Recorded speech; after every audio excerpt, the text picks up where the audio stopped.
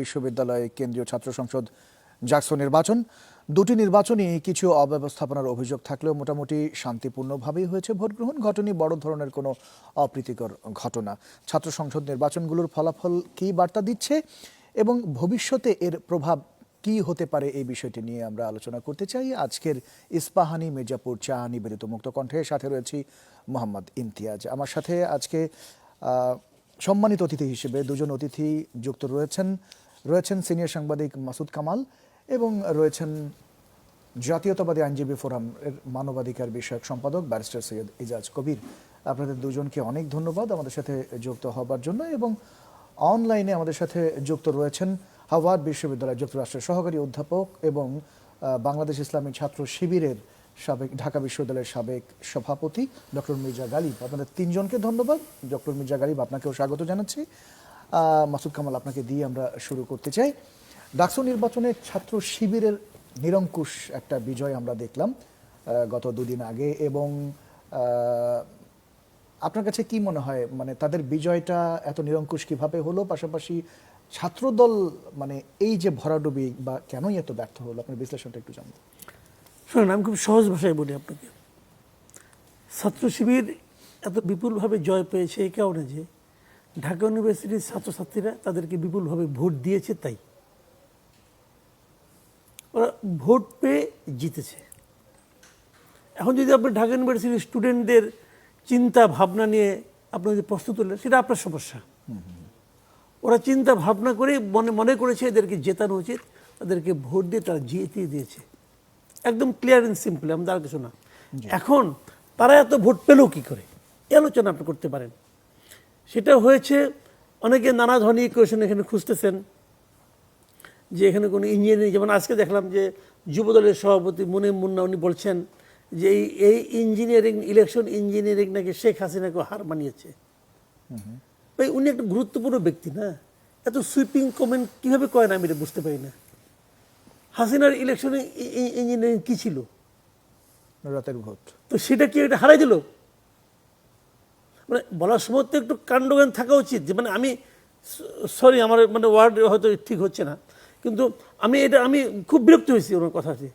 তো এইটা করতে যেয়ে সে তো হাসিনাকে উপরে উঠাচ্ছে। হাসিনার ইঞ্জিনিয়ারিং, হাসিনা যে ইঞ্জিনিয়ারিং করছে ভাই, এটা তো তুলনাহীন। এটা কেউ চিন্তাও করতে পারে না। সে 2014-তে সে কী করছে, 2018-তে কী করছে, 2024-এ কী করছে, এটা তো মানে এটা ইলেকশন ইতিহাসে লেখা থাকবে যে এইভাবেও করা যায়। তো তাইটা ওইটাকে হার বানিয়ে দিল। এটা কী রে ভাই?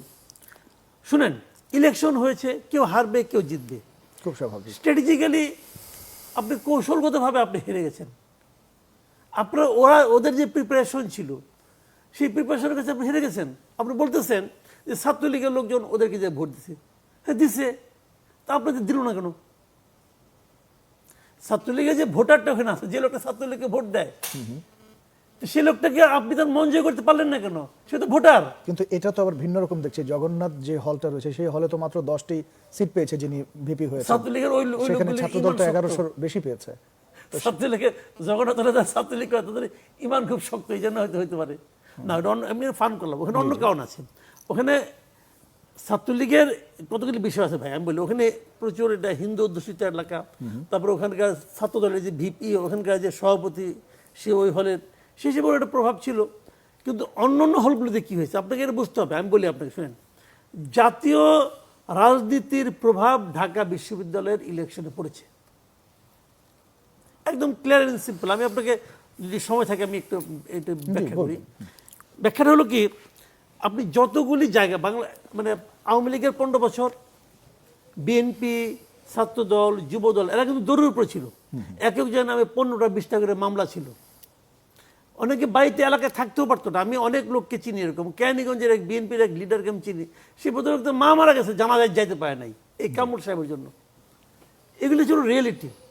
এখন যেই মাত্র হাসিনা চলে গেল, আওয়ামী লীগের পতন ঘটলো, এখন আপনি যদি ওই কাজটাই আবার করতে চান, তাহলে তাদের সঙ্গে আপনাদের পার্থক্যটা কি থাকলো? একই নেগেটিভ দাঁড় করানো।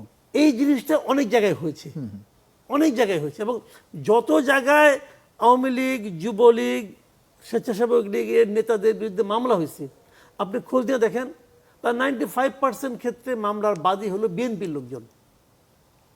এখন যারা ছাত্রলীগের এখানে ভোটার ছিল, ছাত্রলীগের ভোটাররা কিন্তু ম্যাক্সিমামই কিন্তু বংশানুক্রমিক ভোটার, মানে বাবা আওয়ামী লীগ করে, দাদা আওয়ামী লীগ করতো, বড় ভাই যুবলীগ করে, এরাই কিন্তু।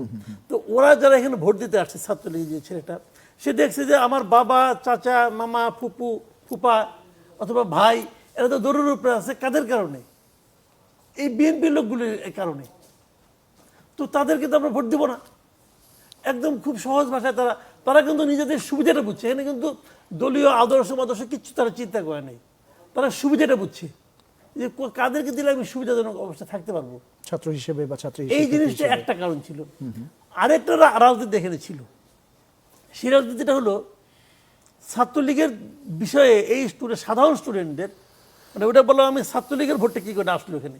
আর সাধারণ স্টুডেন্টদের মধ্যে একটা আতঙ্ক ছিল ছাত্রলীগ নিয়ে। সেটা কি? ওদের গণরুমের আতঙ্ক। আরেকটা যেমন পরীক্ষার আগের দিন মিছিল করতে হবে, আসো মিছিল করো, কোনো উপায় ছিল না কিন্তু। তো এই সমস্ত কারণে তারা কিন্তু বিরক্ত ছিল। কিন্তু আপনি ভাবেন তো এই বিরক্তিটা কার উপর ছিল? কেবল ওদের ছাত্রলীগের উপর না, কিন্তু সরকারি দলের ছাত্র সংগঠনের উপর। ওটা যদি সরকারি দল না হইতো তাহলে তারা কিন্তু গণরুম করতে পারতো না। তো ওই যে ধারণাটা, এখন কি হয়েছে, বিএনপি লিডার, অন্যান্য জাতীয় নেতৃবৃন্দ এমন একটা ন্যারেটিভ তৈরি করেছে যে সবাই যেন ভেবেই নিয়েছে, ধরেই নিয়েছে খালি ফেব্রুয়ারি মাসটা আসতে বাকি, তারপরেই যারা সরকার। তখন যদি এরা সরকার হয় তাহলে ছাত্রদল কি? সরকারি দলের ছাত্র সংগঠন। তখন সাধারণ ছাত্রদের মধ্যে একটা ভীতিও কাজ করতে পারে বলে আমার ধারণা, যে তাহলে তো আবার সেই সরকারি দলের ছাত্র সংগঠন যদি থাকে এখানে, আবার কি আমরা সেই একই রকম অবস্থায় পড়ে যাব? এই ভীতিজনিত কারণেও কিন্তু তারা সরকারি দলকে অ্যাভয়েড করতে চেয়েছে। কিন্তু ইতিহাস তো বলে ভিন্ন কথা। আমরা তো ইতিহাসের ডাকসুর প্রতিষ্ঠাকালীন সময় থেকে এখন পর্যন্ত কোনো সরকারি দলের, রাজনৈতিক কোনো দলের ছাত্র সংগঠন যে ডাকসুতে এসে বিজয়ী হয়েছে এরকম তো আমরা দেখি। গতবারই তো আপনার একমাত্র বিপি ছাড়া সবাই তো বিপি আর সমাজ কল্যাণ ছাড়া, নুরু এবং আক্তার ছাড়া সবাই তো ছাত্রলীগের। কিন্তু ভিপি থেকে একদম অ্যান্টি সর্বোচ্চ পদে এস্টাবলিশমেন্ট ছিল, সরকারের তখন ছিল না। না, আপনি এটা তো ছিল না। তো ওই জায়গাটা কিন্তু একটা ভীতি কাজ করেছে। আমি যেটা বলতেছি, দেখেন এর অন্য আরো অনেকগুলো ঘটনা আছে, পরে আলোচনা হবে, উনি তো বলবেন, তারপরে অন্য বিষয় বলতে পারবো। এইটাও কিন্তু সাধারণ স্টুডেন্টদের মধ্যে একটা মনস্তাত্ত্বিক প্রেশার ছিল যে আমরা আবার সরকারি দলকে চাই না। জি, এটাই। অনেক ধন্যবাদ, আমরা উত্তর পেয়েছি। আমরা ব্যারিস্টার সৈয়দ এজাজ কবির আপনার কাছে একটু আসতে চাই। জাতীয় নির্বাচনের যে মাত্র জাতীয় নির্বাচন 5 মাস পরেই হবে, এখন পর্যন্ত যে ঘোষণা আছে যে ফেব্রুয়ারির প্রথমার্ধে হয়তো জাতীয় নির্বাচন হবে, ঠিক তার আগে এত বড় ধরনের একটা মানে বলা হয়ে থাকে যে ডাকসু ইলেকশনটা একটা মিনি পার্লামেন্ট বা মিনি জাতীয় নির্বাচনের আগে বড় ধরনের একটা নির্বাচন। তো সেক্ষেত্রে বড় ধরনের ধাক্কা কিনা আপনার কাছে কি মনে হয় যে, এবং এটি কি কঠিন বার্তা দেয় কিনা জাতীয় নির্বাচনের ক্ষেত্রে? ধন্যবাদ আপনাকে এবং আমার সহ আলোচককে শুভেচ্ছা, দর্শক শ্রোতাদেরকেও শুভেচ্ছা জানাচ্ছি। না, এখানে দুটা প্রশ্ন জাগছে আর কি, যে ডাকসুর নির্বাচন জাতীয় রাজনীতিতে কোনো প্রভাব ফেলবে কিনা। জি। আরেকটা প্রশ্ন হচ্ছে যে জাতীয় রাজনীতি ডাকসু ইলেকশন কোনো প্রভাব ফেলেছে কিনা। আমি প্রথমটার সাথে একমত না, দ্বিতীয়টার কথাই বলতে চাই যে জাতীয় রাজনীতির প্রভাবটা ডাকসু ইলেকশনে পড়েছে, কিন্তু এটা আমরা যেভাবে সরলীকরণ করে সবাই বলতে চাচ্ছি, জিনিসটা আমার কাছে সেরকম না। দেখবেন আমরা অনেক সময় বলি যে মেমোরি লস বা মাসল মেমোরি। তো ডাকসু ইলেকশনে কিছু অনিয়ম তো হয়েছে, এটা তো অস্বীকার করার কিছু নাই। জাহাঙ্গীরনগর ইউনিভার্সিটিতেও একই অবস্থা হয়েছে। So it's a muscle memory type, মানে ওই অভ্যাসগতভাবে যেরকম হওয়ার কথা সেরকম ঘটনাগুলি হয়েছে। এবং মাসুদ কামাল ভাই যে কথাটা বললেন, মোনা ভাইয়ের কথায় উনি অসন্তুষ্ট হয়েছেন। হ্যাঁ, যেভাবে বলেছেন হয়তো অসন্তুষ্ট হওয়ার কথাই, কিন্তু আমি জিনিসটা ওইভাবে দেখব না। কারণ আমি যদি তুলনা করি 5ই অগস্টের পরে এরকম ইলেকশনটা আসলে কাম্য ছিল না, because we are heading towards a democracy and we are looking forward to something very plain, straightforward এবং ভেরি ক্লিন। এরকম একটা সময় যেখানে আমরা যাত্রাতে আছি, একটা উদ্দেশ্যের দিকে যাচ্ছি, এরকম সময় ডাকসুর এই অনিয়মগুলি এটা কাম্য ছিল না, এক নম্বর। দ্বিতীয় কথা হলো আমার এখানে আমি যেটা ব্যক্তিগতভাবে মনে করি সেটা হচ্ছে যে এটা দেখেন, সবাই বলছে শিবির জিতেছে, একজন কিন্তু আওয়ামী লীগ পদধারিকার পদ নিয়ে আছে ছাত্রলীগের, উনিও কিন্তু জিতেছে, উনি কিন্তু রিজাইন করে নাই। তো আগেই কথা ছিল অনেক ধরনের মানে একটা মনস্তাত্ত্বিক এগ্রিমেন্ট ছিল যে ছাত্রলীগের বা আওয়ামী লীগের কেউ ইলেকশন করতে পারবে না। প্যানেলটা তো জামাত শিবিরের নিজস্ব ডিক্লেয়ার্ড না, ইটস এ মিক্সড প্যানেল, ছাত্র দলেরটা যেরকম ছাত্র দলের। তো ইন দ্যাট সেন্স আপনি যদি তর্ক করতে চাই তাহলে আমি বলতে পারি যেটা জামাত শিবির জিতে নাই, ছাত্ররা ভোট দিয়েছে। একজন হঠাৎ করে দাবি করলো বা পূর্ব পরিচিত ছিল উনি শিবির করেন বা পুরা প্যানেলটা শিবিরে আসছে। আমি যেটা মনে করি যে 5ই আগস্ট যদি না ঘটতো তাহলে ওনারা নিজেদেরকে কোনোদিন শিবির বলে দাবি করতো না। ওনারা হয়তো বা ওই যে ছাত্রলীগে ছিলেন, স্লোগান টোগান দিতেন, ছাত্রলীগেই থাকতেন। এবং আমি অতীতেও টক শোতে বলেছি যে এটা একটা গোজামিলের মতো। আমি personally in a very confusing state আর কি, যে 5ই আগস্টের পরে বুঝতে পারছি না যে আসলে আওয়ামী লীগকে আর জামাতকে বা আওয়ামী লীগকে, ছাত্র শিবিরকে, ছাত্রলীগকে আর ছাত্র শিবিরকে, এটা কিন্তু বোঝা বড় মুশকিল। বুঝতে পারছি না আসলে, আমি পার্সোনালি আমি বুঝতে পারছি না। এই দেখি উমুকে ছাত্রলীগ, পরে শুনে যে উনি ছাত্র শিবির। এই যে আমরা এখন টক শো করছি, অনেকদিন ধরেই তো টক শো করি, আমরা তো টক শোতে পরিচিত নোন ফেস। কোনোদিন তো জামাতের কাউকে এসে বলতে শুনি নেই যে আমি জামাত এবং আমি টক শো আজকেও করছি। একজন কেন্দ্রীয় নেতা এবং ফেমাস একজন পলিটিশিয়ান তিনি বলেছিলেন যে এটার নামই হচ্ছে রাজনীতি, এটা ধরতে না পারলে রাজনীতি করার কোনো মানে নেই। এটা এটা আপনার এই কথাটার আমি জবাবটা দিব। এটা মানে এটা রাজনীতি না, রাজনীতির মধ্যেও কূটকৌশল বলেন, রণকৌশল বলেন, রাজনৈতিক কৌশল বলেন, সেটার মধ্যে একটা স্বচ্ছতা থাকতে হবে। আওয়ামী লীগের নামেই রাজনীতি করেছে, বিএনপির নামেই রাজনীতি করেছে, তারা যার যার আদর্শ দেখিয়ে রাজনীতি করেছে, কিন্তু কেউ লুকহিত গুপ্তভাবে কেউ রাজনীতি করেনি। এখন জামাতের কথা যদি বলতে চাই যে জামাতের ঢালাওভাবে বিজয় হয়েছে, এটা বিশ্লেষণে অনেক ভোট পেয়েছে, কথায় কথায় বলছে ছাত্রলীগ ভোট দিয়েছে, না, তারা ভোট পেয়েছে সত্য। ছাত্রদল, আমি ব্যক্তিগতভাবে মনে করি panel was very neat and clean, but তারা সময় পায়নি। এবং তারা তো অতীতে 17 বছর সংগ্রামী করেছে ছাত্রদল হিসাবে, কিন্তু ইনারা তো গুপ্তভাবে ছিলেন, স্লোগানও দিয়েছেন, ইন্টারনাল পলিটিক্স করেছেন। আবার যখন একটা ঘোষণা আসলো যে ঢাকা ইউনিভার্সিটিতে উন্মুক্ত এবং গুপ্ত কোনো রাজনীতি চলবে না, ওর মধ্যেও ওনারা চালিয়ে গিয়েছেন। ওনারা অনেক ইনভেস্টমেন্ট করেছেন, ছাত্রদের সঙ্গে গণসংযোগ করেছেন, যেটা ছাত্রদল করতে পারেনি। সেই ক্ষেত্রে ছাত্রদলের একটা সেটব্যাক আছে, কিন্তু আমি দেখতে চাই জিনিসটা completely in a different angle, on perspective of national politics. এই ডাকসু নির্বাচনের এই ছাত্র শিবির বলেন বা এই ডাকসু নির্বাচনে ছাত্র শিবিরের মেজরিটি যারা আছে এই প্যানেলে, ছাত্রলীগের যেই ছেলের অবস্থানের কথা বলেন, বা এই যিনি এই ডাকসু নির্বাচিত হয়েছেন ভিপি, উনি অতীতে ছাত্রলীগের সঙ্গে ছিলেন, এরকম ভিডিও অনেক ভাইরাল হয়েছে। ইন্টারেস্টিং বিষয় কয়েকটা আছে।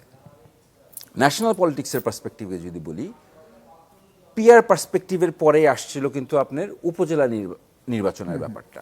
জি, তো জামাতের পার্সপেক্টিভ থেকে আমি যতটুকু যেটা বুঝি, ওনারা একটা শক্তি দেখাতে যাচ্ছেন বিএনপিকে প্রতিপক্ষ ধরে নিচ্ছেন, কারণ সবাই ধরে নিচ্ছে যে বিএনপি বোধহয় ক্ষমতায় এসে গেল। যদিও আমাদের নেতা তারেক রহমান বলছে যে এইবারের ইলেকশন খুবই it will be very difficult, it will not be as easy as everyone is thinking, which I agree.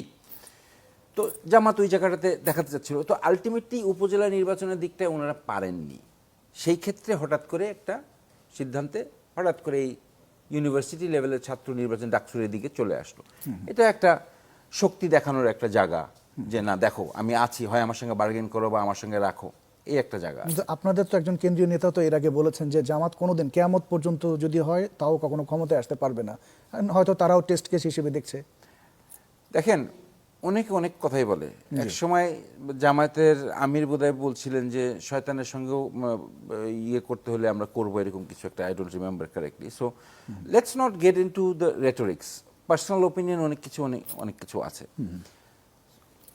এখন যেটা হলো যে উপজেলা নির্বাচনের পরে ডাকসু নির্বাচনে এখানে বোঝাই দিল যে একটা ইয়ে আছে। হ্যাঁ, ছাত্র দলের there is a gap of huge gap of difference আছে একটা ভোটের।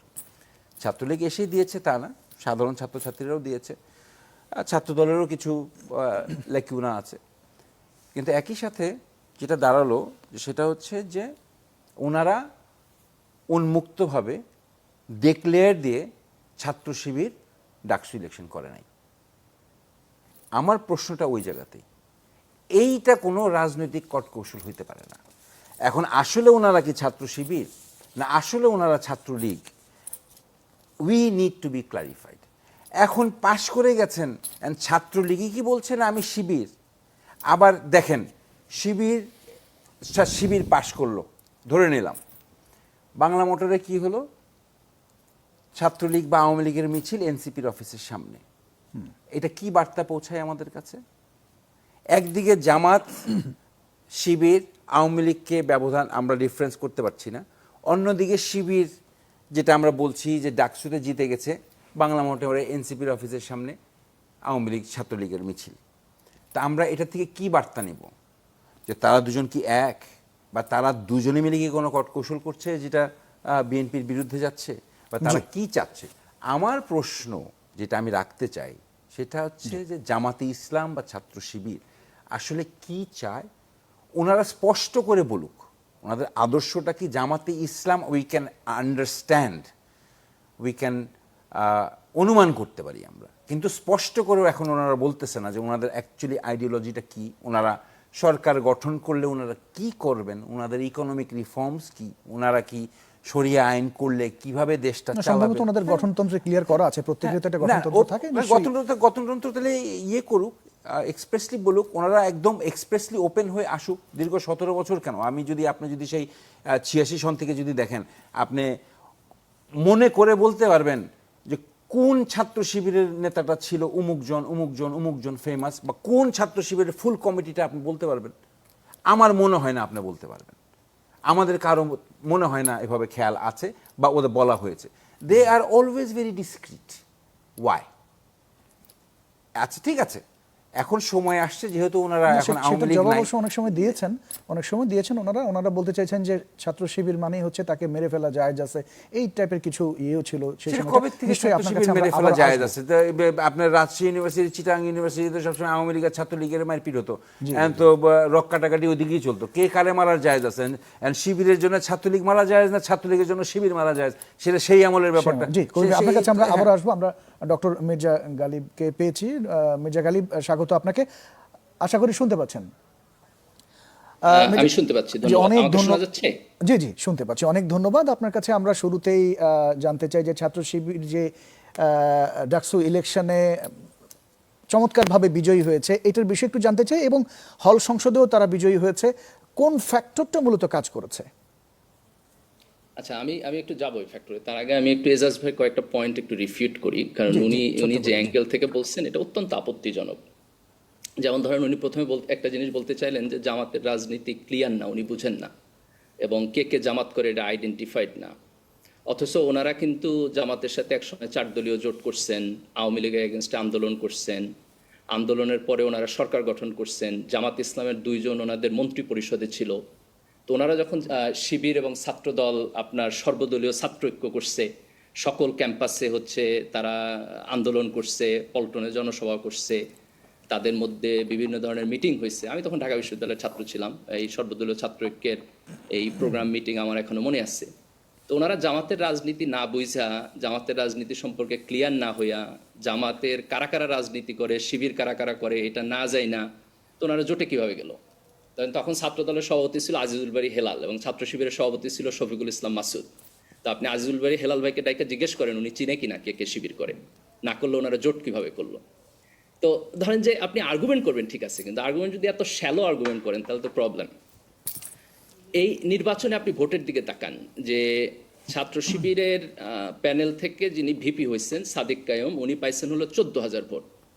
আর ওইখানে ছাত্র দলের যে ক্যান্ডিডেট সে পাইছে 5,000 ভোট। এবার হচ্ছে বিএনপির থেকে বোধহয় মির্জা আব্বাস সাহেব ওই দিন বলছেন যে এখানে ছাত্রলীগ আওয়ামী লীগের ভোট গেছে। তো ওই 14,000-এর মধ্যে কত হাজার হলো শিবিরের ভোট আর কত হাজার হলো আওয়ামী লীগের ভোট। কারণ আমি হাইপোথেটিক্যালি ধরে নিলাম আপনার কথা ঠিক, এবং শিবিরের ভোট ছাত্র দলের সমান 5,000, তাহলে বাকি 9,000 হইলো আওয়ামী লীগ এবং ছাত্রলীগের ভোট।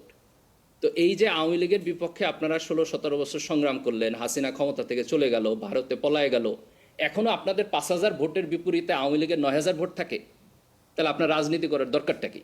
কি পলিটিক্স করেন আপনি? আগামী নির্বাচনে আপনি করবেনটা কি?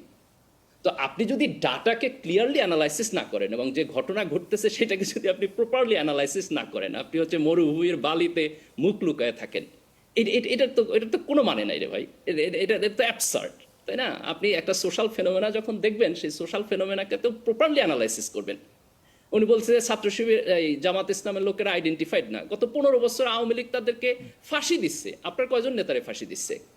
আপনি হচ্ছে এই যে আপনার গোলাম আজম সাহেবের ছেলে, উনি আর্মিতে ছিলেন, ওনার উঠাই নিয়ে গুম করে ফেলছে, আয়না ঘরে রাখছে। আপনার মীর কাসেম আলী সাহেবের ছেলেরে উঠাই নিয়ে গুম করে রাখছে। ছাত্র শিবিরের ছেলেদেরকে উঠাই নিয়ে গুম করে ফেলছে। আমার তো এখনো ক্লিয়ারলি মনে আছে, বিএনপির একজন ভারপ্রাপ্ত মুখপাত্র অজ্ঞাত স্থান থেকে ভিডিও বার্তায় আপনার হচ্ছে আন্দোলন ঘোষণা করছিল, প্রকাশ্যে আসতে পারে নাই, পুলিশ তারে ধরে লয়ে যাবে এই ভয়ে। এটা তারা করছে। এই সংগ্রামের মধ্যে দিয়ে তো আমরা আসছি। আজকে রাজনৈতিক স্বার্থে আপনি সকল সংগ্রামকে ভিলিফাই করবেন, এটা তো রাইট ওয়ে না, তাই না? ডক্টর মির্জা গালিব, আপনাকে একটু থামাতে হচ্ছে, ছোট্ট একটা বিরতি নিয়ে আপনার কাছে আসতে চাই, কিছু মনে করবেন না, আমরা বিরতির পরে আপনার কাছে আবার আসবো। দর্শক, ছোট্ট একটা বিরতির সময় হলো, ফিরছি একটু পর, আশা করি সাথেই থাকবেন।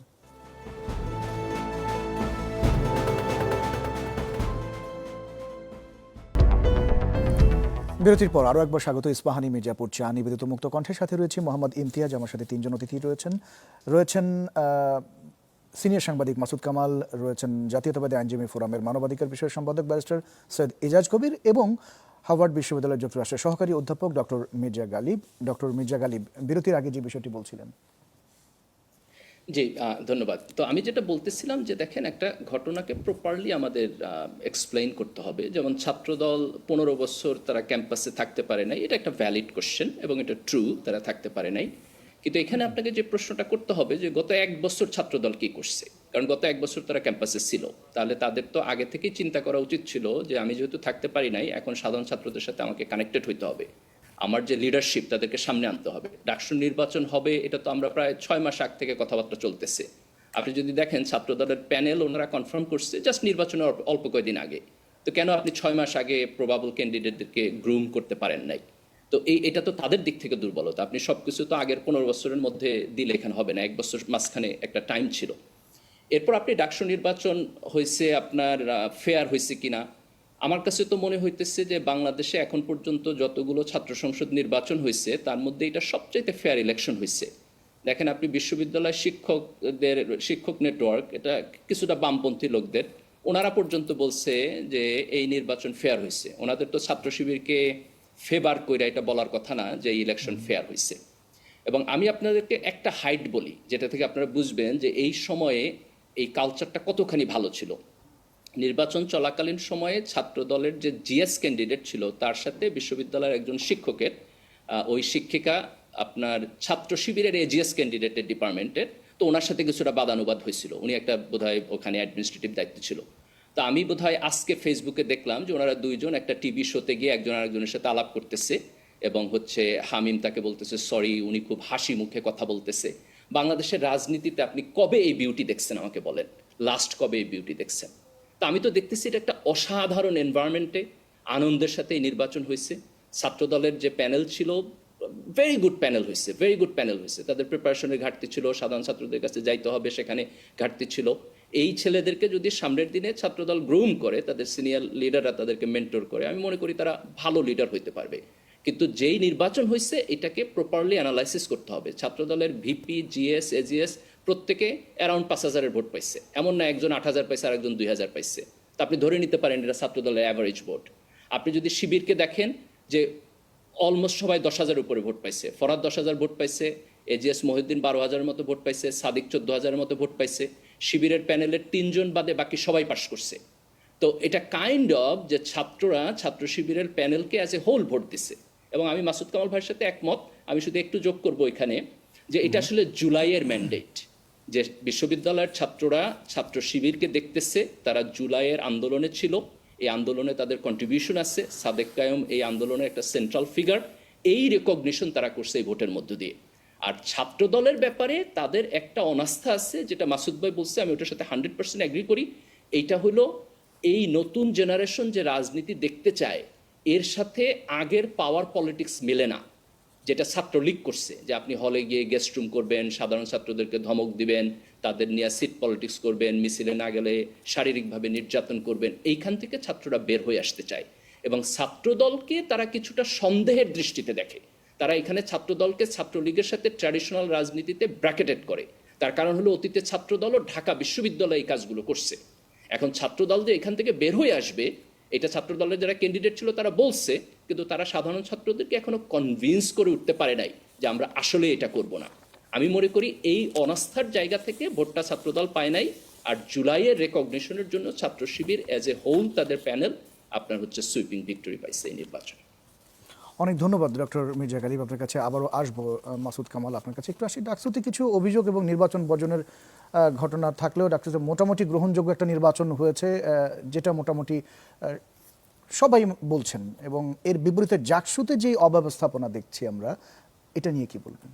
শুনেন, জাকসুটার আমি এক কথাই বলি, এগুলি হলো কতগুলি আনারি হাতে পড়া একটা গুরুত্বপূর্ণ কাজ। গুরুত্বপূর্ণ কাজ যখন আনারি লোকের হাতে পড়ে, যা হয় জাকসুতে তাই হয়েছে। দেখেন ওখানে মাত্র 11,000 ভোট, 11,000 প্লাস 700 সামথিং। হ্যাঁ, 11,000 ভোট আপনি 3 দিনেও গুণে শেষ করতে পারতেছেন না। আপনাদের ব্যালট পেপার কি ঢাকার চেয়ে বেশি ছিল? ঢাকা ব্যালট ছিল আপনার জাকসুতে 3 পৃষ্ঠা, আর এখানে ছিল 6 পৃষ্ঠা। মেশিন ছাড়া হাতে গোনা হচ্ছে, হাতে গোনা। তো হাতে কি ঢাকা ইউনিভার্সিটিতে আগে হয় নাই? হাতে গোনা হয় না ইলেকশন? জি। আমি ঢাকা ইউনিভার্সিটি, আমি খুব সৌভাগ্যবান ব্যক্তি, কিন্তু আমি ঢাকা ইউনিভার্সিটিতে 4টা ডাকসু ইলেকশনে ভোট দিছি। আচ্ছা, আমার মনে হয় না খুব বেশি লোক এটা পারছে, আমি দিয়েছি। তো ওই সময় তো ভোট এক রাতে হয়ে যেত। তখনও স্টুডেন্ট কিন্তু জাহাঙ্গীরনগরে এখনকার চেয়ে বেশি ছিল। আমি যখন প্রথমবার দিই তখনও ঢাকা ইউনিভার্সিটিতে স্টুডেন্ট ছিল প্রায় 18-19,000 প্রথমবার যখন আমি দিয়ে। তারপর তো ধীরে ধীরে এটা গ্র্যাজুয়ালি বাড়ছে। তো তখন কেমন করে করছে? বিষয়টা হলো কি, জাহাঙ্গীরনগরে আমি বলি, ওরা মেশিনে প্রথম করবে বলে ঠিক করছে, করার পর মেশিনটা হয় নাই। তারা আসলে ম্যানুয়ালি ঘোরার জন্য কোনো প্রস্তুতি তাদের ছিল না। তো আপনি একটা বড় কাজ করবেন, আপনি একটা সেকেন্ড অপশন থাকবে না, আপনি একটা অল্টারনেটিভ। সবাই তো বলে ভাই প্ল্যান বি, প্ল্যান এ বলে, আপনার একটা অল্টারনেটিভ প্ল্যান, অল্টারনেটিভ একটা প্রিপারেশন থাকবে না আপনার। ভাই এখানে যেটা হয়েছে সেটা আমি বলি, ভেতরে কিছু লোকজন আমাদের আছে এখানে। জাকসুতে মানে জাহাঙ্গীরনগর ইউনিভার্সিটিতে এখন যিনি ভিসি আছেন, এই বিএনপির মধ্যে 2টা গ্রুপিং আছে। আচ্ছা, এই শিক্ষকদের মধ্যে বিএনপির 2 গ্রুপ, আর ভিসির গ্রুপটা আছে। আর এক যে গ্রুপ আছে, তারা মোটামুটি প্ল্যান করে বসছে যে এই ভিসিকে ব্যর্থ প্রমাণ করতে হবে। এখন এই ব্যর্থ প্রমাণ করতে যায়নি, এমন ব্যর্থতাই হয়েছে। এখন তো একটা টিচার মারা গেছে ভাই, এটা কিন্তু ইয়ার কি ফাজলামি না কিন্তু। জি জি। জীবনে কখনো শুনছেন যে বিশ্ববিদ্যালয়ের এই সমস্ত ছাত্র সংসদ নির্বাচনের ভোট গণনা করতে যে টিচারের মৃত্যু হয়েছে? আমি জীবনে শুনি নাই ভাই। এইটা ওরা দেখাইছে কিন্তু দলীয় অন্তর্কন্দলের মাধ্যমে। খবর রাখি, তিনি কিছুটা অসুস্থ বোধ করছিলেন, তাকে গার্ড পাঠিয়ে তাকে নিয়ে আসা হয়েছে। এগুলি কি ভাই? মানে বললাম তো, একদম আনারি কিছু লোকের হাতে গুরুত্বপূর্ণ দায়িত্ব দিলে যা হয়, এখানেও তাই হয়েছে। এবং যারা এগুলো করেছে তারা নতুন সরকার আসলে পরে দেখেন না কি করে, তারা এসে তখন আবার ভিসি হবো। ভাই এই জিনিসগুলো বাদ দিতে হবে। এগুলো জানো কি, এগুলি খুবই প্রচলিত এবং সাধারণ মানুষ মানে সেন্সেবল মানুষ কর্তৃক একদম প্রত্যাখ্যাত সিস্টেম। সেন্সেবল মানুষ এই সমস্ত জিনিস পছন্দ করে না। আমি আপনাকে ঢাকা ইউনিভার্সিটির একটা কথা বলি, তাহলে বুঝবেন আপনি। আমাকে যেটা আমার খারাপ লাগছে, এই যে বিএনপি সেন্ট্রাল লিডাররা ঢাকা ইউনিভার্সিটির নির্বাচনটাকে প্রত্যাখ্যান করতেছে। ডক্টর জাহিদ বলছেন আজকে, এই যে জাহিদ হোসেন, উনি তো ওনাদের স্থায়ী কমিটির মেম্বার, উনি আজকে বলছেন যে এই নির্বাচন নাকি কারচুপি হয়েছে। আমি ওনার মতো একজন সেন্সিবল লোকের কাছ থেকে এরকম সুইপিং একটা কমেন্ট আমি আশা করি নাই। ভাই আপনি ঠিক আছে হয়েছে কারচুপি মানলাম, একটা প্রমাণ দেন। একটা প্রমাণ নিয়ে আসতে বলতেন যে আমার কাছে এই প্রমাণ আছে, এই প্রমাণে প্রমাণিত হয় যে ঢাকা ইউনিভার্সিটি ভোটের ডিফারেন্স 3 গুণ হতে পারে। দেন আপনি শুনেন, ভাত খাইতে বসলে না 2-1টা ভাত প্লেট থেকে এদিক ওদিক পরে, ওই 2-1টা ভাত পরে বলে আপনি বলতে পারবেন না যে ও তো ভাত খাইতে পারে না, খালি ভাত খালি ছড়ায় আর ছিটায়। এটা ওইটা না রে ভাই। তো এই নির্বাচনে কিছু টুকটাক হতে পারে, কিন্তু আমি বলছি না হয় না, কিন্তু এই টুকটাক দিয়ে 3 গুণ ভোট প্রাপ্তির বিষয়টাকে, গ্যাপটাকে জাস্টিফাই করা যায় না ভাই। না ভাই, বলো তো বেসিক কথাটা কি, বটম লাইনটা কি? আপনি হারছেন ভাই, এবং হারার পর আপনি এই হারা থেকে যে শিক্ষা নেবেন, আত্ম উপলব্ধি আপনার মধ্যে তৈরি হবে যে আমি কেন হারলাম, আমার ঘাটতিটা কোথায়, খামতিটা কোথায়, এটা যদি আপনি শিক্ষা নেওয়ার চেষ্টা না করেন, এবং শিক্ষা নিবে না কেন জানেন? নিবে না হলো ওই সেন্ট্রাল লিডাররা যখন বলে যে এখানে কারচুপি হয়েছে, তখন এরাও বলবে। এখন যদি ছাত্রদলের একজন, আমি তো মনে করি ছাত্রদলের যে জিএস ক্যান্ডিডেট তো ভয় পাচ্ছে, এখন ও তো পরের দিনই তো এটা স্বীকার করে নিছে হারটাকে। এখন ও কবে জানে তোমার সেন্ট্রাল লিডার স্বীকার করে নাই, তুমি স্বীকার করলা কেন? তার মানে তুমি দলের যে পলিসি তার সঙ্গে তুমি নাই। এটা তো হলো না রে ভাই। এদেরকে গণতন্ত্রটা শিখানো পারা অদ্ভুত আমাদের পলিটিক্স চলে। একবার হারলে বলে সূক্ষ্ম কারচুপি, আর একবার হারলে বলে স্থূল কারচুপি, এগুলি চলছে। মাসুদ ভাই, অনেকে আবার এই বিষয়ে বলছেন যে স্বাধীনতার পর থেকে যেই ধরনের রাজনৈতিক চর্চাটা হয়েছে, এটার প্রতি এখনকার যে তরুণ প্রজন্ম তারা আগ্রহটা হারিয়ে ফেলেছে। অবশ্যই হারাইছে। আপনি কি? একদম আমি একমত ভাই। শুনেন ভাই, আমি বলি আপনাকে, আমারও এরকম বয়স্ক ছেলে মেয়েরা আছে, ওদের কথা অনেক সময় আমরা বুঝি না। কেন বুঝি না? ওরা কিন্তু প্রতিদিন কিন্তু কানেক্টেড, সারা দুনিয়ার সঙ্গে তারা কানেক্টেড। আমরা কানেক্টেড হইতে ভয় পাই। যখন আমাদেরকে বলে বাবা এটা শিখো, আমরা ভয় পাই যে না আমি যাবো না ওটার মধ্যে, কারণ আমি তো বিরাট গেদি মনে করি নিজেরে। এই হলো এই সমস্যাটা। এরা আপনার কথা শুনবে না, কারণ ওরা তো জানে যে প্রকৃত বাস্তবতাটা কি। নির্বাচন হয়েছে, নির্বাচনে আপনি হারছেন, স্বীকার করে নেবেন পরাজয়, এইটাই হলো সারা দুনিয়ার একটা ভদ্রতা। আপনি বলতে, আপনার নেতারা বলতেছে না এটা ইলেকশন ইঞ্জিনিয়ারিং হয়েছে, তো এইটা বললেও বাচ্চারা কি শিখবে? বাচ্চারা শিখবে এটা যে এই নেতাকে মানা যাবে না, এটা শিখবে। তো এটা তো কোনো ভালো কথা না রে ভাই। আমি বলছি কি যে ইলেকশনে যে ডেমোক্রেসি যে প্র্যাকটিসটা, এই প্র্যাকটিসটা থাকতে ভাই, সবসময় কি আপনি জিতবেন? আপনি কখনো হারবেন না। আপনার উচিত ছিল যে এই হার থেকে আমি শিক্ষা নিয়ে আগামীতে কিভাবে আমরা এর চেয়েও ভালো কিছু করতে পারি। দেখেন, আমি আরেকটা কথা বলে শেষ করি এখানে। ছোট্ট করে, জি। শিবির সম্পর্কে একটা ধারণা মানুষের ছিল, শিবিরে রক কাটে, অমুক করে তমুক করে ছিল, এবং যখন আমরা যখন স্টুডেন্ট ছিলাম তখন এটা আমরাও মনে করতাম যে রক কাটে, এবং রক কাটতো অনেক। আমার পরিচিত অনেক ছেলে আছে যাদের দিকে রক টক কাটা গেছে, একজন হাত কাটা গেছে, শিবিরেই কাটছে। এটা ছিল, বাট সেটাতে ছিল একটা সময় ছিল, সময় তো চেঞ্জ। আমি এই সময়ে এই ডাকসুর যে আপনার যারা পাস করছে, সাদিক কায়েম বলেন, ফরহাদ বলেন, এদের যে সমস্ত কাজ কারবার দেখতেছি গত 2-3 দিনে, আমি তো মনে করছি এরা তো এখন আসলে কি বলবো আপনাকে, সমাজ কল্যাণমূলক কাজে দিয়ে কিন্তু তারা কিন্তু ঝুঁকে পড়ছে, মানে ওয়েলফেয়ার পলিটিক্স তারা করতেছে এখন। ওরা বলতেছে কি, ওরা হলে হলে ওয়াটার পিউরিফাইং মেশিন দিছে। অন্যায়টা কি হয়েছে ভাই? অন্যায়টা কি যদি কেউ দেয়, অন্যায়টা কোথায় না বুঝান না। আমি তারা কি করছে? নুরুর সঙ্গে দেখা করছে, মাহমুদুর রহমান মান্নার সঙ্গে দেখা করছে, মান্না ভাইয়ের সঙ্গে আমার আলাপ হয়েছে। বুদ্ধিজীবী কবরস্থানে জিয়ারত করেছে, মান্না ভাই আমার কাছে ভালো লাগছে। ওরা আমার কাছে এসে বলছে যে আপনারা একসময় ছিলেন, আমরা দিচ্ছি, আপনারা আমাদের বুদ্ধি দিবেন, হেল্প করবেন। এই যে মানসিকতাটা ভাই, আপনি কি, আমি শিবির করি না ভাই, আমি জীবনে শিবির করি নাই। তাই বলে কি একটা ভালো কাজ শিবির করছে বলে এটা খারাপ হয়ে যাবে? এটা কোনো কথা নাকি ভাই? মানুষকে অনেক ধন্যবাদ মাসুদ কামাল। আমরা ব্যারিস্টার সৈয়দ ইজাজ কবির আপনার কাছে একটু আসি। আপনি যদি মাসুদ কামাল ভাইয়ের কোনো কথার না, আমি গালিব সাহেবের কথাও বলবো, মাসুদ কামাল সাহেবের কথা। যে পাশাপাশি আমি একটু প্রশ্ন দিয়ে রাখি, ডাকসু এবং জাকসু নির্বাচনের কোয়ালিটির জায়গা থেকে যদি আপনার কাছে কি মনে হয়েছে দুটো নির্বাচনের? একটা প্রশ্নতেও আসবো, তার আগে বলি গালিব সাহেব যেটা বললেন যে আমি যেটা বলেছি খুব শ্যালো মনে হয়েছে, হতে পারে, কিন্তু আমি যে পার্সপেক্টিভে বলেছি আমার মনে হয় গালিব সাহেব সেটা বুঝে উঠতে পারেননি।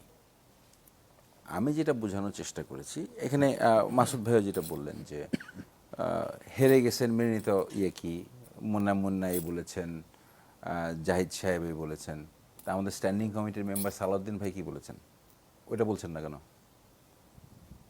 মোনাম মুন্নার কথা আপনার প্রাধান্য পাচ্ছে, উনি যুবদলের সভাপতি। গতকাল রুমিন ডক্টর ফারহানা জাহিদ বলেছেন। হোসেনের রুমিন ফারহানা টক শোতে বলেছেন কিন্তু আমাদের স্ট্যান্ডিং কমিটির মেম্বার যখন বললেন যে বিজয়ীদেরকে আমরা শুভেচ্ছা জানাই, সেটা বলছেন না কেন?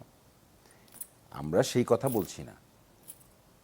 হেরেছে, কারচুপিও হয়েছে, অনিয়মও হয়েছে, এবং সেটা সোশ্যাল মিডিয়াতে ভাইরালও হয়েছে। ভোটের ডিফারেন্সও আছে, এখান থেকে শিক্ষণীয় অনেক কিছুই আছে। কিন্তু আমি যেই কথাটা বলার চেষ্টা করেছি এবং এখনো করছি, ভবিষ্যতেও করব, সেটা হচ্ছে যে এই যে গালিব সাহেব বললেন যে জুলাইয়ের আন্দোলনের ক্রেডিট নেতৃত্ব শিবিরকে দেওয়া হয়েছে। মেবি ছাত্রদল কিছুই পায় নাই, ভোটে হেরে গিয়ে কি তার মানে তাদের কোনো ইয়েই ছিল না, কন্ট্রিবিউশনই ছিল না? প্রাইভেট ইউনিভার্সিটির ওদের কি হবে? এনসিপির কি হলো? সব তাহলে কি ছাত্র শিবির নিয়ে গেল ডাকসু জিতে? This is one question. So this argument is, I do not accept it. Plus এই যে গুপ্ত রাজনীতির কথা, এটা কিন্তু এই 17 বছরের আওয়ামী লীগের এই ইয়ের পরেই, 5ই আগস্টের পরেই আমরা সবাই জানতে পারলাম যে উমুকে ছাত্র শিবির, উমুকে ছাত্র শিবির। এটা অস্বীকার করার কোনো উপায় নাই।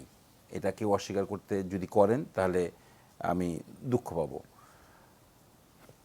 17 বছরের আগে বিএনপির সঙ্গে জামাত একমত হয়েছে, জোট করেছে, তখনকার নেতৃবৃন্দ এক। আমি এই 17 বছরের কথা যদি বলি, আমি জামাতকে কোথাও দেখি নাই, সত্য কথা বলতে আমার চোখে পড়ে নাই। এটা আমার ল্যাকিংস থাকতে পারে, হতে পারে। তারা কোথায় থাকবে? তারা তো অলরেডি ফাঁসির কাজটা ঝুলছেন। না না, নেতৃবৃন্দদের কথা বলছি আমি। ফাঁসির কাছে তো আরমানও গেছে, মানে আমাদের মীর কাসেমের ছেলে। আরমান তো আয়নাঘরে ছিলেন। আয়নাঘরে ছিলেন। আরমান তো আমার স্কুলের ছোট ভাই, I know him very closely.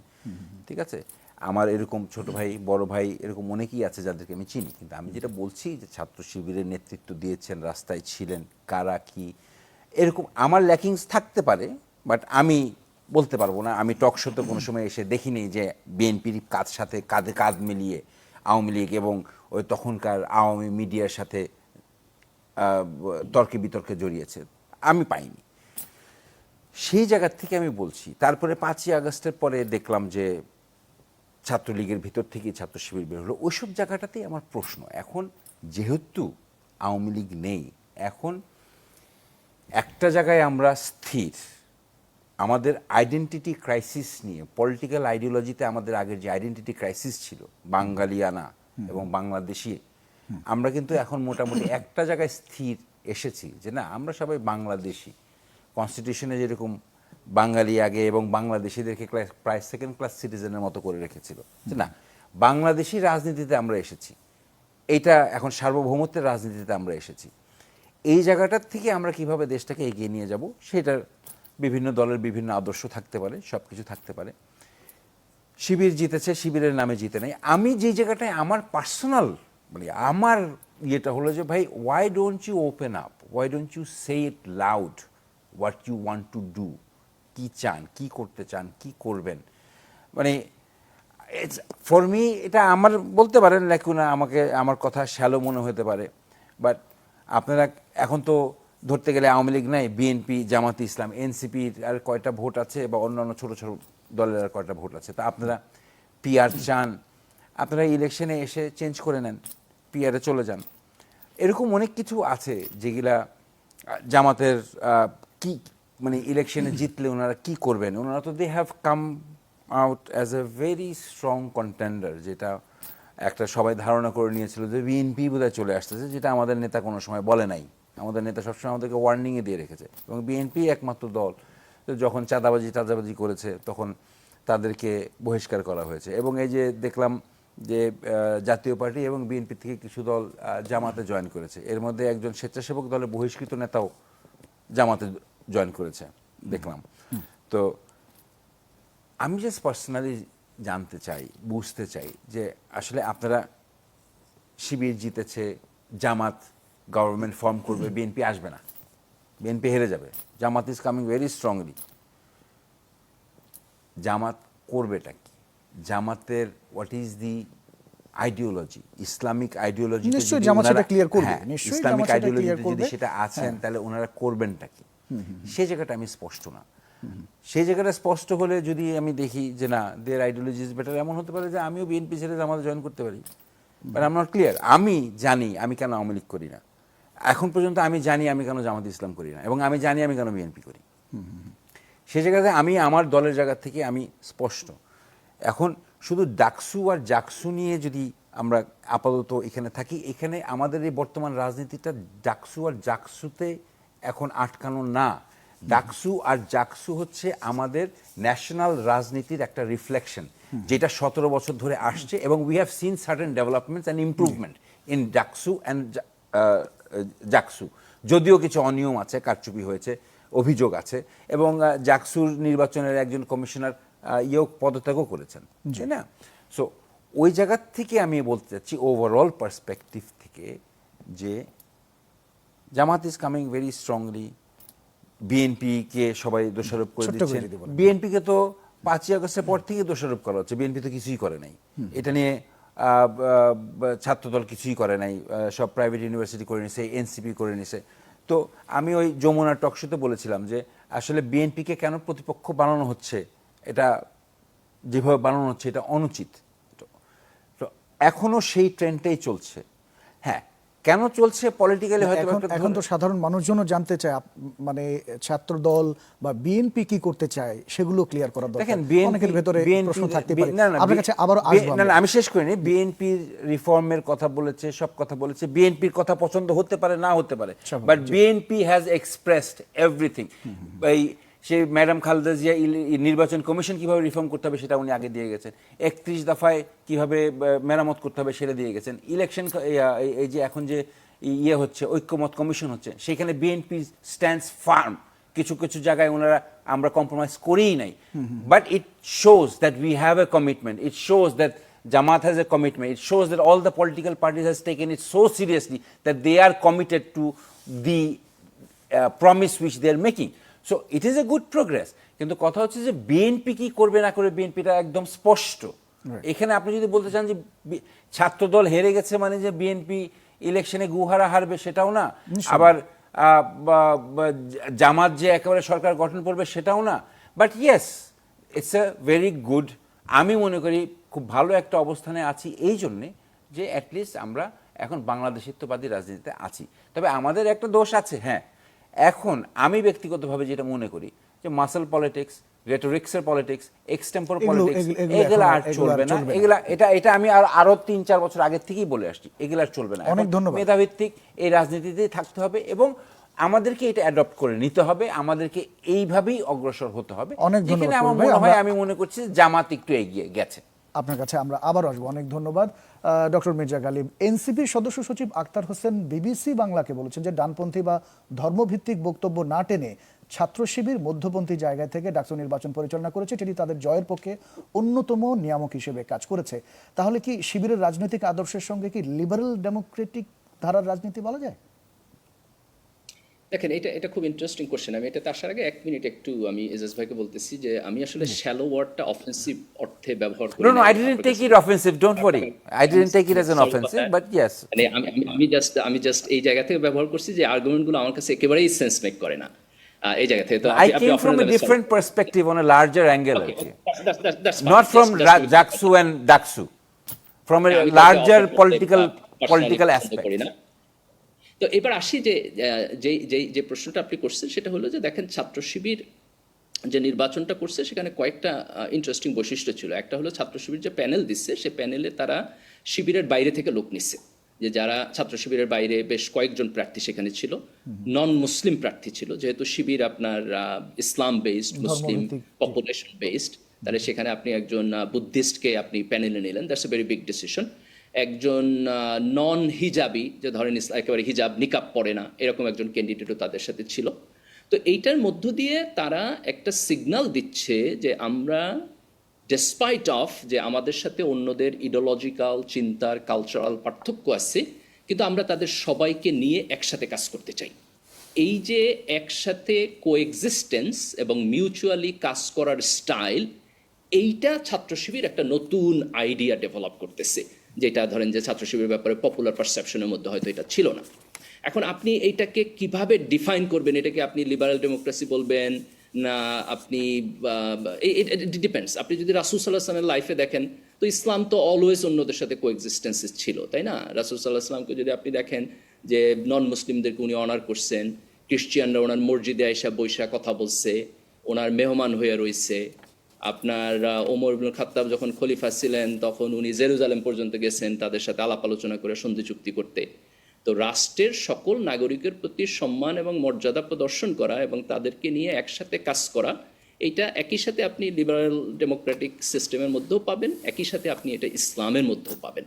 তো এখানে জাস্ট এই অ্যাপ্রোচটা, যে তারা এই জিনিসটাকে আন্ডারস্ট্যান্ড করতেছে এবং এই জিনিসটাকে তারা ইমপ্লিমেন্টেশন করতেছে, আমি মনে করি এইটা ছাত্র শিবিরের একটা বিশাল নিউ ডাইমেনশন। এই ডাইমেনশন তারা এখন অন্যান্য ক্যাম্পাসেও অ্যাপ্লাই করে কিনা এটা দেখার বিষয়। এই ডাইমেনশন জামাত ইসলামও অ্যাডাপ্ট করে কিনা এবং জাতীয় রাজনীতিতে তারা এইভাবে গ্রেটার পপুলেশনকে অ্যাপ্রোচ করে কিনা, সেটা আমরা সামনের দিকে দেখতে পাবো।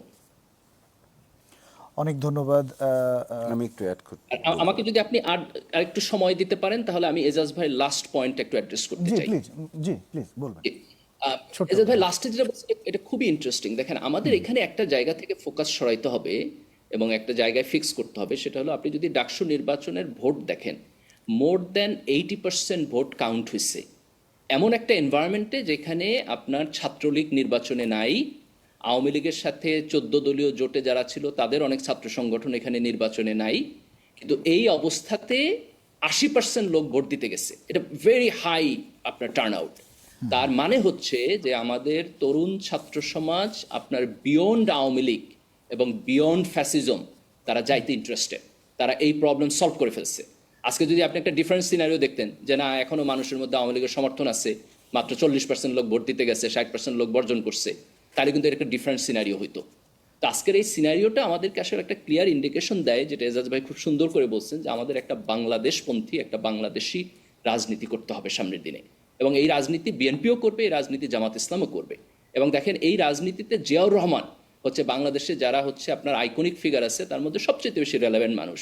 উনি বাংলাদেশি জাতীয়তাবাদ টার্ম কয়েন করছেন, উনি সংবিধানে আইসা আল্লাহর উপর পূর্ণ আস্থা এবং বিশ্বাস লিখছেন, উনি সংবিধানের আপনার প্রেয়াম্বলের মধ্যে আপনার পরিবর্তন করছেন, সমাজতন্ত্রকে উনি রিডিফাইন করছেন, উনি সেকুলারিজমকে সরাইয়া দিচ্ছেন।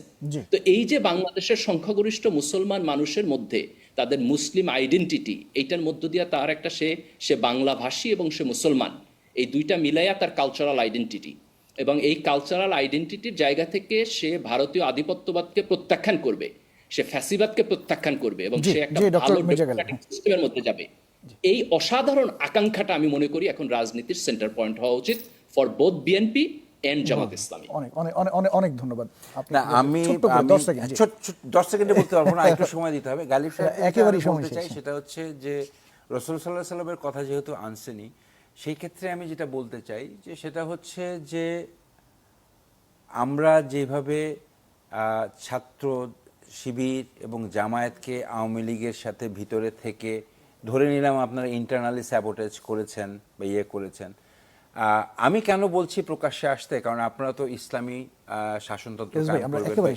তো সেই ক্ষেত্রে আমার কাছে কেন জানি মনে হয়েছে যে সূরা বাকারার 11 নম্বর আয়াত থেকে 14 নম্বর আয়াত পর্যন্ত you are in breach. So ওই জায়গাটা যদি আপনারা স্পষ্ট করেন বা আপনারা যদি আরো কেয়ারফুল থাকেন, আরো ওপেন হন, সেই জায়গাটা বললে বেটার হয়। আর হ্যাঁ, আমরা সবাই বাংলাদেশপন্থী, অনেক ধন্যবাদ, আইডিওলজিক্যালি হবে, ধন্যবাদ, এগিয়ে যাব, কিন্তু ইউ এক্সপ্রেস ইয়োরসেলফ। ধন্যবাদ ডক্টর মির্জা গালিব। দর্শক আপনাদেরকে অনেক ধন্যবাদ। এই ছিল আজকের মতো। আগামী সপ্তাহে নতুন কোনো বিষয় নিয়ে, নতুন অতিথি নিয়ে হাজির হব। সেই পর্যন্ত সবাই ভীষণ ভালো থাকবেন।